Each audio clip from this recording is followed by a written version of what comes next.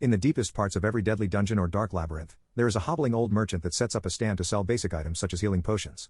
No one knows how he gets down there, but all of the monsters fear him. Getting up from your short rest, which was thankfully undisturbed by more of those giant spiders. Oh, thank goodness, that web ability was nasty, Allison interjects. She's playing a Dex Paladin, and web, of course, needs a strength check. Not a great combo. I grin. Hey. You continue cautiously down the humid, cobwebbed corridor, and begin to see, in the distance, the light of a flickering flame, reflecting on the damp walls. Can I see what's making it? My passive perception is, Jake glances at his character sheet, 18. I think for a second. A rogue. Oh right, he used expertise on perception. Oh, he's not hiding or anything, no need for a check. As you approach closer, you see that the light is coming from a torch, held by an old, wizened gnome, carrying a large sack of goods. I smile, and make my best gnomey impression. Ho there, adventurers. Might I interest you in some scrolls and potions? You know not what might lurk behind these corridors. Kate stops twirling her pencil. Seriously? Ah, yes, you look like adventurers who could use a healing potion or three. My gnomey impression breaks a little. No, I mean, did you just put a merchant at the bottom of a dungeon again? It was funny the first time. Kate is playing a Hexblade Warlock. She has a habit of swinging her pencil as she slays hordes of CR1 baddies. But shit, she's on to me. Time to improvise.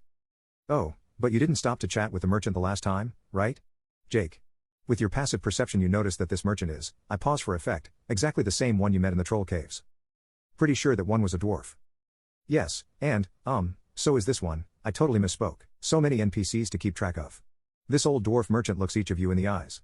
There is clearly more to him that meets the, eye. Allison speaks with her mouth full of egg mayo sandwich. I'll bite, pun intended. I walk up to the dwarf as say, hey, you look kinda familiar. How'd you get to these parts from those parts? I'm scrambling at this point. The dwarf smiles slyly. Ah, so many questions, you young ones have. Before I tell you my true purpose TM, my riddle you shall have to answer. Kevin sits up in his chair.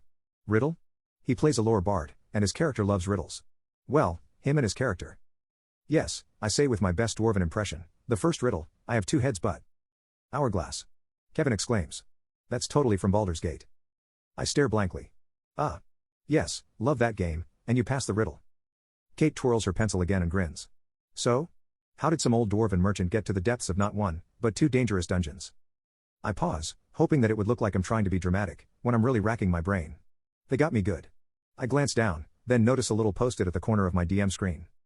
Death Slad, Shapechanger, CR10, fun but probably too difficult, save for when I need a distraction or something.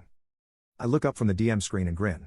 The dwarf's shape morphs and twists into a monstrous, grey reptilian creature, who snarls, revealing a massive jaw with razor-sharp teeth. Roll for initiative.